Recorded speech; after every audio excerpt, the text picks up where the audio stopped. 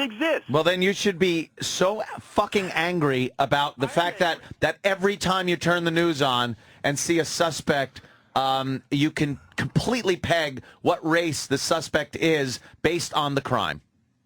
And 99% of the time be right. You're ascribing to tribalism. And I see the reverse of it all the time from a white perspective.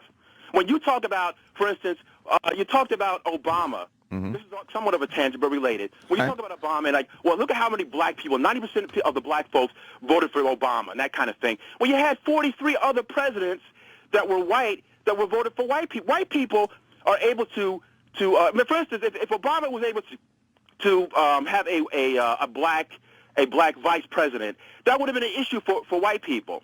But white people can choose white vice presidents all day long. There's no thought about it. So you need to start inverting some of what you're saying. Well, here's the issue I had with black people voting for Obama was the fact that he was black. It was not based on anything but race. It wasn't based on his platform. A lot of them, I saw interviews, they didn't even know what his platform was. They were just happy to have a black guy in there as president. No. Yeah. You've had other black folks that have voted for that were also running in the past, and they didn't get that kind of thing. He was the right black person that black people felt comfortable with, and also any black person running for president under a serious ticket, not when Jesse Jackson was trying to run. I mean, he was a serious Democratic ticket, picked him up, and not an independent. You would have gotten the black vote because of race, just based on race. Wait, but black folks vote like 90% Democratic anyway. Yeah, I know, I understand. Okay, listen, I'm a conservative. But they were dragging people. They were dragging people in to vote that had never voted before, that only voted because he was black. Well, why don't you explain this for the other 43 presidents where whites have voted for other white people? Because that's been the only viable. He could not even choose a black or a brown running mate because it would have been offensive. It was the only viable ticket. On the other side, you don't see it on the other side that it's normal for you. But there were only white people running. We don't think of it as race. I wasn't voting for presidents. I wasn't voting for presidents based on the fact that, oh, he's white, let me vote for him. And they were only white candidates. Anthony, you don't have to think that. We don't have to think that way. You don't have to think that way. So you think about the world as if there's ultimate parity. You don't have to think that way either. How about assimilating to the whole country and being an American and taking this whole have to embrace a fucking culture and throwing it out the fucking window? How about you just assimilate to this country and the way this country runs and fucking not shoot cops and not fucking sling dope and fucking not have complete neighborhoods in disarray, falling apart, where cops are called constantly and then shot at when they show up? How about that shit? Well, listen, I'm not here to make excuses. I'm not into victimization. I'm not into, so don't try to pin me as if I'm trying to make excuses for people. I'm not. I just said you based on, you. All I'm saying is I'm not some victimization liberal. I'm not saying that, DJ. You're making a very good point. You're very intelligent. I understand, and I like this debate. It's very good. It's not just emotionally based. Well, on my part, it is a little bit. The guy raised a good point about ultimate parity, though. Is that how you said it? Well, ultimate parity. In other words, when Anthony speaks, he talks about things as if, well, there's black and white. Well, why is it that black people can why do they have BET and this kind of thing? And why is it black entertainment television or white entertainment television? I never really get on that whole thing. To tell you the truth, I don't. You don't have to call it white entertainment television because you have CBS for that. You have NBC for that. You have the Senate for that. You're talking as if the world has always been based on disparity. There's no such thing as parity. You don't think there are other minorities in this country that have assimilated to society and are productive members of society and not a disproportionate amount of burden on our society? There is I'm not saying everybody here. I'm saying it's a disproportionate amount of violent crime in the black community. It shouldn't be there. Okay, I'm not disputing this. I'm not one of these guys who make excuses. You're all right. You are talking about a disproportionate amount of crime. That is correct.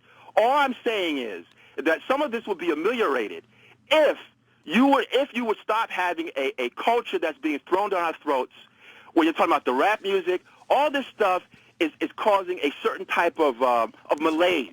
or it's exacerbating it.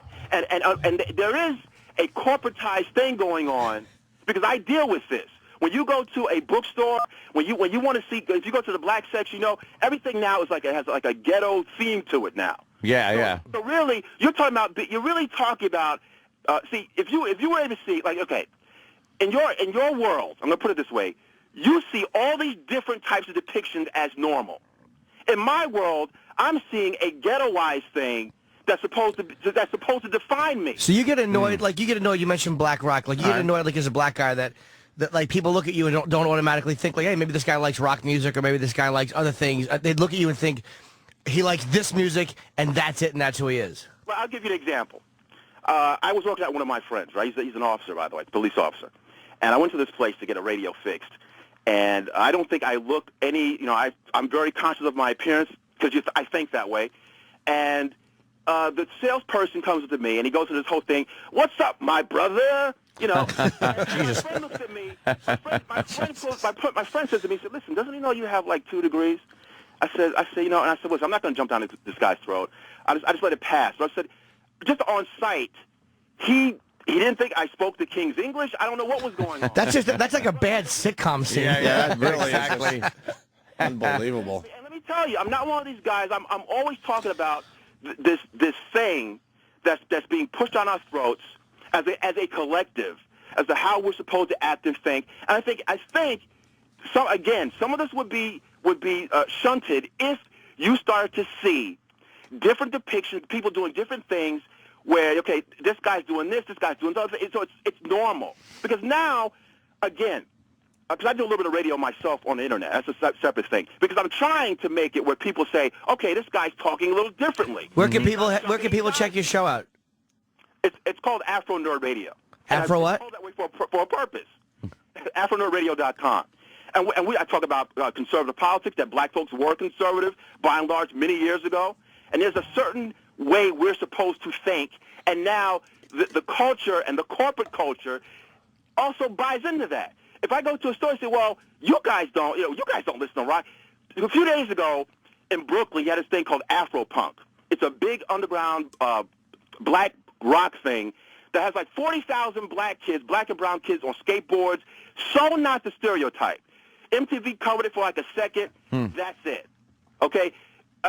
It's again, you're not getting multiple depictions so people can say, so blacks and whites can say, okay, wait a minute, he's not who I thought he was. So you're saying if the media showed only like white skateboarders and surfers and that mentality, after X amount of years, white people would go, we don't all fucking surf and we don't all skateboard and talk like a bunch of vapid assholes.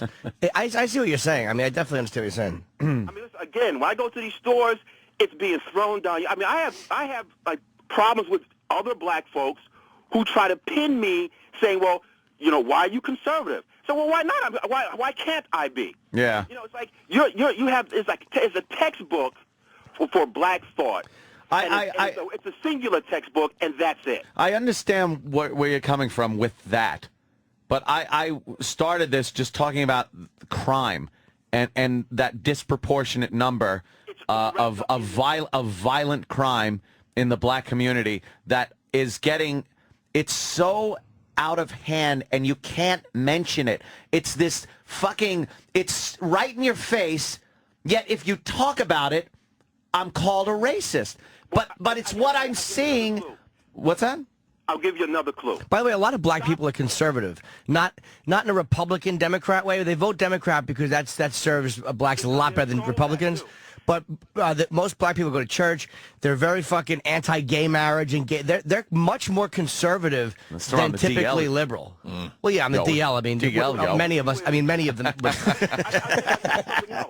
tell you something else you might not have thought of. Yeah. We don't know. Do we know who the Asian leader is?